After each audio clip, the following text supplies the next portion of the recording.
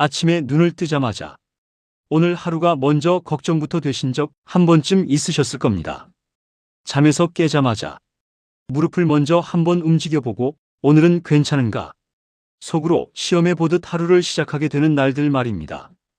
의자에서 일어날 때는 자연스럽게 손이 무릎으로 가고 계단 앞에서는 괜히 한 번 더 숨을 고르게 되고 밤이 되면 오늘은 깨지 말아야 할 텐데 그 생각을 하며 잠자리에 드는 날들. 병원에 가면 대부분 비슷한 말을 듣습니다. 연골이 닳았고 나이 때문이고 당분간은 진통제 잘 드시면서 무리하지 말라는 이야기 말입니다. 그 말을 들으면 마음속에서 이렇게 정리가 됩니다. 이제 더 좋아지길 기대하기보다는 지금 상태를 유지하는 게 최선이구나 하고 말입니다. 그런데 제가 현장에서 수없이 지켜본 결과는 조금 달랐습니다.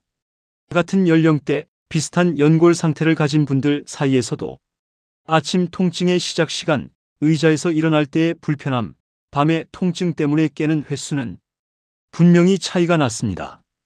특히 제가 오늘 말씀드릴 이 기준을 그대로 지키신 분들 중에서는 이런 기록들이 반복해서 나타났습니다. 아침에 무릎을 굽혔다 펼 때 욱신거리는 시간이 예전보다 눈에 띄게 짧아졌고 의자에서 일어날 때 무릎을 짚는 횟수가 하루 기준으로 절반 이하로 줄었다고 직접 적어주신 분들도 계셨습니다. 밤의 통증 때문에 잠에서 깨는 횟수도 일주일에 4~5번이던 것이 한두 번 정도로 줄었다고 구체적으로 남겨주신 경우도 있었습니다. 이건 무릎이 새 것처럼 바뀌었다는 이야기가 아닙니다. 연골이 다시 자랐다는 말도 아닙니다. 하지만 같은 무릎으로 하루를 보내는 방식이 분명히 달라졌다는 이야기입니다. 그리고 이 변화의 출발점은 비싼 약도 새로운 시술도 아니었습니다. 단돈 1,000원이면 살 수 있는 아주 평범한 가루 하나를 정해진 방식으로 사용했을 때 이런 차이가 나타났습니다. 여기서 중요한 점이 하나 있습니다. 이 가루를 그냥 좋다니까 먹었던 분들 중에는 별 변화 없었다고 말씀하신 경우도 적지 않았습니다. 반대로 시간, 조합, 방식 이 세 가지를 지켜 하루 한 번씩 꾸준히 사용한 분들 사이에서는 비슷한 변화가 여러 번 반복해서 확인됐습니다. 즉, 문제는 이 가루 자체가 아니라 어떻게, 언제, 무엇과 함께 쓰느냐에 있었습니다. 대부분 이렇게 알고 계실 겁니다. 무릎 통증은 연골이 닳아서 생기는 거고 연골은 다시 돌아오지 않으니 통증도 계속될 수밖에 없다고 말입니다. 하지만 제가 현장에서 확인한 건 연골 상태와 통증의 크기가 항상 같은 방향으로 움직이지는 않는다는 사실이었습니다. 연골 손상 정도가 비슷해도 붓기가 오래가는 분이 있는가 하면 밤마다 통증에 깨는 분이 있고 어떤 분은 비교적 편안하게 하루를 보내는 경우도 있었습니다. 이 차이를 만든 건 연골보다도 눈에 보이지 않게 쌓여온 만성 염증이었습니다. 그래서 저는 통증을 잠시 눌러두는 방향이 아니라 왜 염증이 계속 쌓이는지 그 조건부터 하나씩 정리하는 쪽으로 접근을 바꾸게 되었습니다. 그리고 그 과정에서 계속해서 중심에 놓였던 것이 오늘 이야기할 이 가루였습니다. 이 이야기는 짧은 영상이나 광고 문구로는 제대로 전달되기 어렵습니다. 그래서 이 채널에서는 하나의 흐름으로 차분하게 생활 속에서 실제로 적용할 수 있는 기준을 끝까지 설명드리고 있습니다. 만약 오늘 이야기처럼 병원에서는 자세히 듣기 어려웠던 설명이 조금이라도 도움이 되셨다면 구독 버튼 한번 눌러두시면 다음 이야기부터는 놓치지 않고 이어서 들으실 수 있습니다. 지금부터는 왜 이 가루를 그냥 먹으면 아무 변화가 없는지, 그리고 어떤 조건이 맞아야 몸이 실제로 반응하기 시작하는지를 하나씩 이어가 보겠습니다. 여기서 더 이상 돌려 말하지 않겠습니다. 오늘 이야기하고 있는 그 가루의 정체는 강황입니다. 아마 이 말을 듣는 순간 이렇게 생각하신 분들이 많을 겁니다. 아, 강황이요? 그거 예전에 먹어봤는데 별 효과 없던데요? 맞습니다. 바로 그 반응이 나오는 게 정상입니다. 왜냐하면 강황을 드셔보고 아무 변화 없었다고 말씀하시는 분들이 생각보다 훨씬 많기 때문입니다. 그리고 여기서 대부분의 영상은 이렇게 끝납니다. 강황이 좋다. 염증에 도움이 된다. 그런데 정작 중요한 이야기는 거의 하지 않습니다. 왜 어떤 사람은 효과를 느끼고 왜 어떤 사람은 아무 변화가 없었는지 이 질문 말입니다. 이 차이를 이해하지 못하면 강황 이야기는 끝까지 듣지 않아도 됩니다. 왜냐하면 그냥 가루를 퍼서 드시는 방식으로는 몸에서 아무 일도 일어나지 않는 경우가 훨씬 많기 때문입니다. 강황의 핵심 성분은 입자가 크고 물에 잘 녹지 않는 성질을 가지고 있습니다. 그래서 물에 타서 마시거나 그냥 가루만 삼키면 장 안에서 흡수되지 못하고 그대로 빠져나가는 경우가 많습니다. 이 상태에서는 아무리 오래 먹어도 무릎 안에서는 아무 변화가 일어나지 않습니다. 그래서 같은 강황을 두고도 누군가는 괜히 돈만 버렸다고 말하고 누군가는 생각보다 달라졌다고 말하게 됩니다. 차이는 단 하나입니다. 몸이 받아들였느냐, 그렇지 못했느냐입니다. 여기서부터 무릎 통증을 보는 시각이 완전히 달라져야 합니다. 무릎 통증은 연골이 닳았다는 사실 하나로 설명되지 않습니다. 연골 주변에서 염증 신호가 계속 켜져 있느냐 아니면 조절되고 있느냐가 통증의 크기를 훨씬 더 크게 좌우합니다. 염증은 눈에 보이지 않습니다. 그래서 많은 분들이 오늘은 덜 아프네 하고 넘겼다가 다시 통증이 올라오면 원래 상태로 돌아왔다고 생각합니다. 하지만 실제로는 염증이 꺼졌다가 다시 켜지는 조건이 매일 반복되고 있었던 겁니다. 그 조건 중 가장 흔한 게 매일 먹는 음식입니다. 흰쌀밥, 밀가루, 달콤한 간식이나 믹스커피처럼 몸 안에서 빠르게 당으로 바뀌는 음식들은 염증 신호를 계속 자극합니다. 이 상태에서 강황을 그냥 먹으면 몸 안에서는 서로 반대되는 신호가 동시에 작동하게 됩니다. 그래서 분명히 강황을 먹었는데 왜 별 차이가 없지? 라는 말이 나오게 되는 겁니다. 즉, 문제는 강황이냐 아니냐가 아니라 어떤 조건에서 어떤 방식으로 쓰느냐입니다. 그래서 다음으로 가장 중요한 이야기가 남아 있습니다.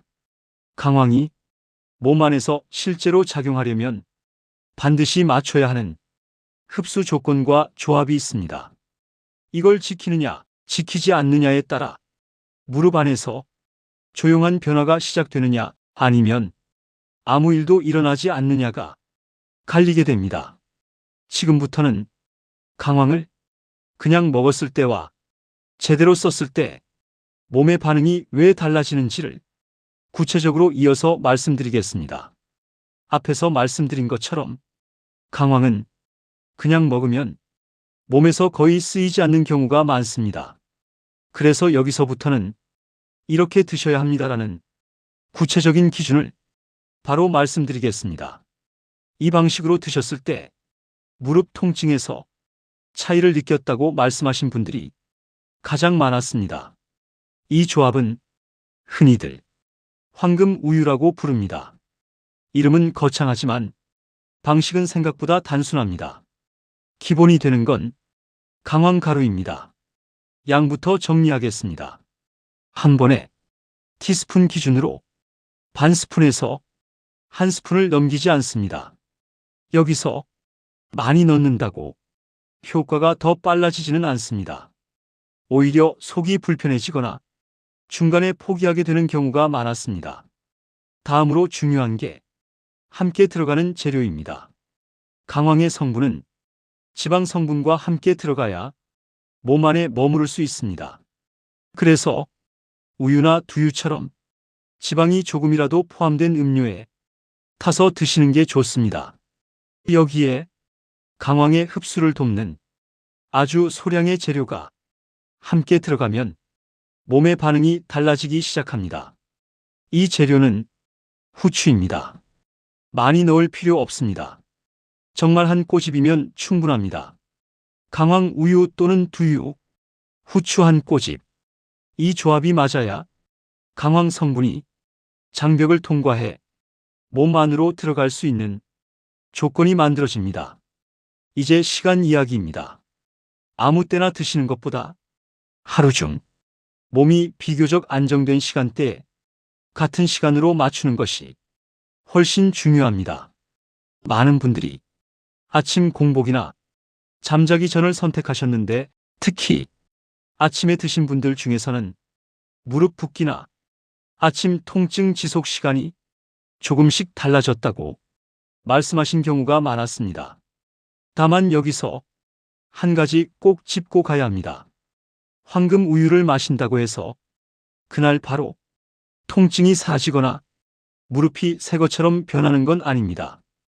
대부분의 변화는 첫 주보다는 2주, 3주 차에 조금씩 체감되기 시작합니다. 특히 밤의 통증 때문에 잠에서 깨는 횟수나 아침에 무릎을 굽혔다 펼 때 욱신거리는 시간이 먼저 달라지는 경우가 많았습니다. 그리고 여기서 가장 중요한 조건이 하나 더 있습니다. 강황을 제대로 챙겨 드시면서도 염증을 키우는 식습관을 그대로 유지한다면 변화는 제한적일 수밖에 없습니다. 그래서 다음으로 반드시 알아야 할 이야기가 강황과 함께 먹으면 효과를 깎아먹는 음식, 반대로 같이 먹었을 때 무릎 쪽에서 상승작용을 만드는 음식에 대한 이야기입니다. 이걸 모르고 지나가면 분명히 제대로 먹었는데 왜 별 차이가 없지? 라는 의문이 다시 생길 수 있습니다. 지금부터는 강황의 효과를 스스로 깎아먹고 있는 대표적인 식습관부터 하나씩 정리해 보겠습니다. 여기까지 들으셨다면 이제 이런 질문이 나오는 게 아주 정상입니다. 그래서 강황만 잘 챙기면 되는 건가요? 결론부터 말씀드리면 아닙니다. 강황을 제대로 드셔도 같이 먹는 음식에 따라 효과가 거의 없어지는 경우가 생각보다 많습니다. 이걸 모르고 지나가면 분명히 제대로 먹었는데 왜 별 차이가 없지? 라는 말이 다시 나오게 됩니다. 먼저 강황의 효과를 가장 쉽게 깎아먹는 음식부터 짚어보겠습니다. 대표적인 게 달콤한 음료입니다. 믹스커피, 캔커피, 달걀탄 커피나 단 음료를 자주 드시는 분들은 강황을 챙기면서도 몸 안에서는 정반대 신호가 동시에 작동합니다. 염증을 낮추려는 신호와 염증을 다시 키우는 신호가 하루에도 여러 번 충돌하게 되는 겁니다. 이 상태에서는 몸이 어느 쪽에도 확실하게 반응하지 못합니다. 그래서 먹긴 먹었는데 아무 변화가 없다는 말이 가장 많이 나옵니다. 다음으로 주의해야 할 게 잦은 빵과 과자입니다.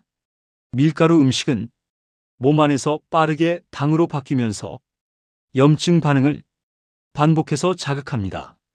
강황을 아침에 드시고 점심이나 간식으로 빵과 과자를 자주 드신다면 변화가 느리거나 거의 느껴지지 않을 수 있습니다. 여기서 중요한 건 완전히 끊으라는 말이 아닙니다. 기준을 정하라는 이야기입니다.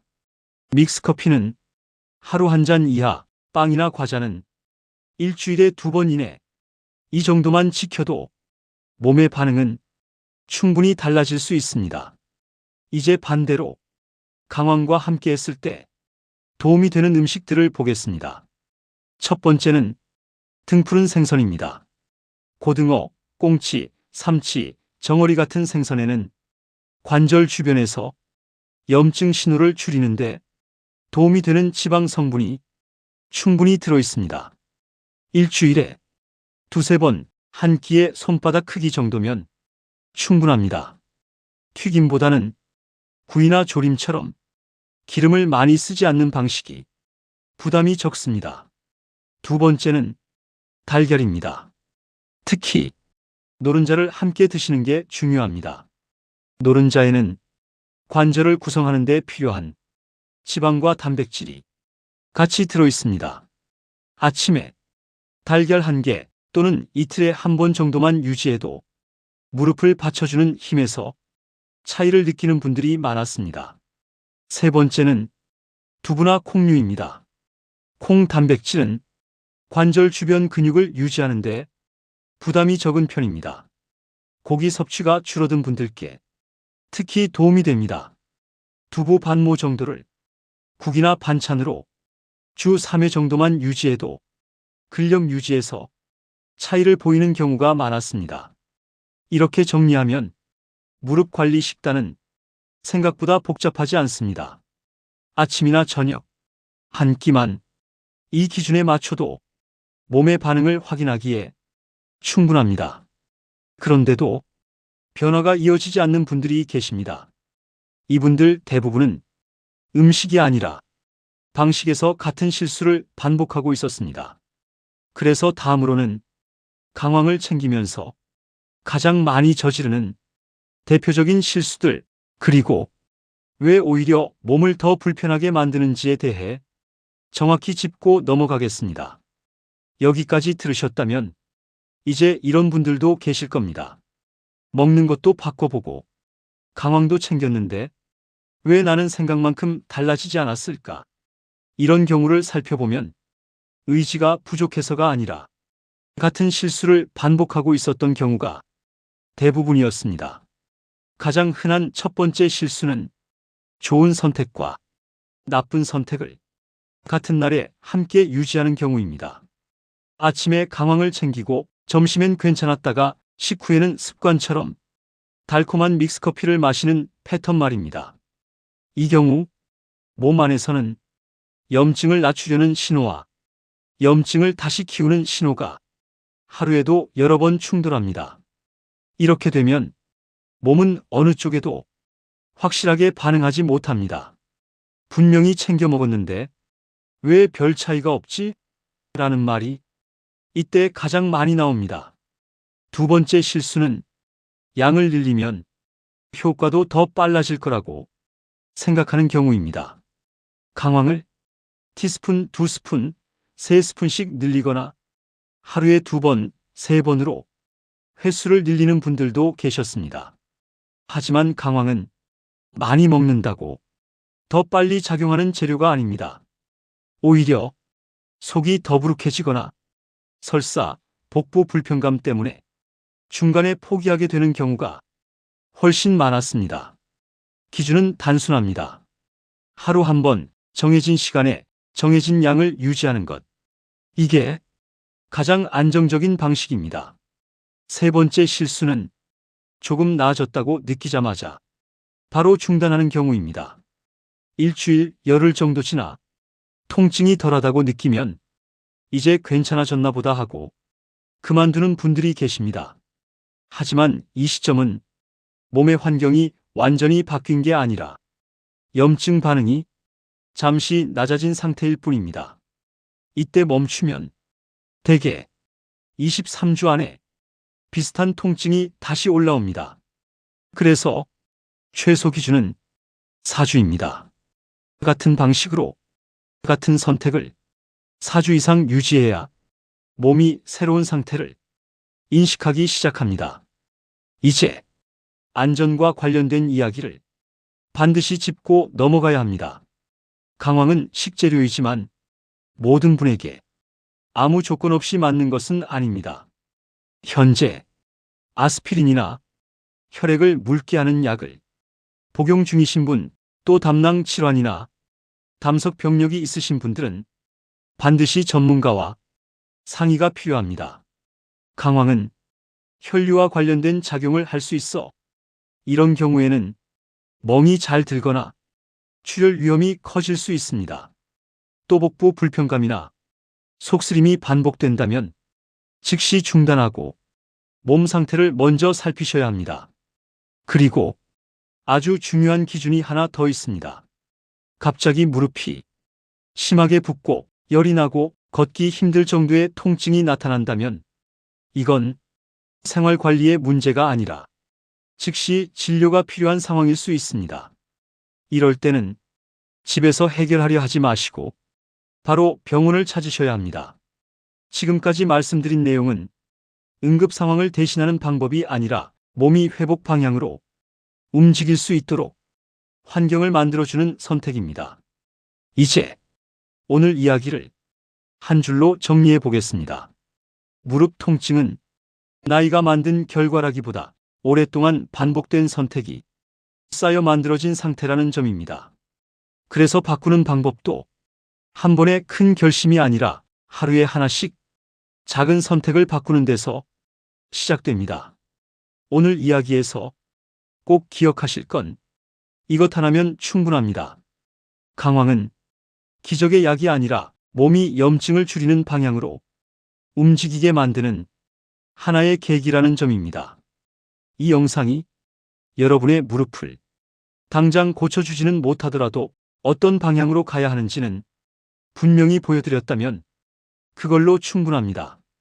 앞으로도 이 채널에서는 과장된 약 이야기 대신 지금 생활에서 현실적으로 바꿀 수 있는 선택들을 하나씩 정리해 드리겠습니다. 오늘 내용이 조금이라도 도움이 되셨다면 구독 버튼을 눌러두시고 다음 이야기에서도 같이 이어가 보시기 바랍니다. 또 이 영상이 무릎 통증으로 고민하는 가족이나 지인이 떠오르셨다면 좋아요와 공유로 이 정보가 닿을 수 있게 함께 해주셔도 좋겠습니다. 여러분의 노후는 이미 지나간 시간이 아니라 지금부터 만들어지는 시간입니다. 오늘의 선택이 내일의 걸음을 바꿀 수 있습니다. 지금까지 함께 해주셔서 감사합니다.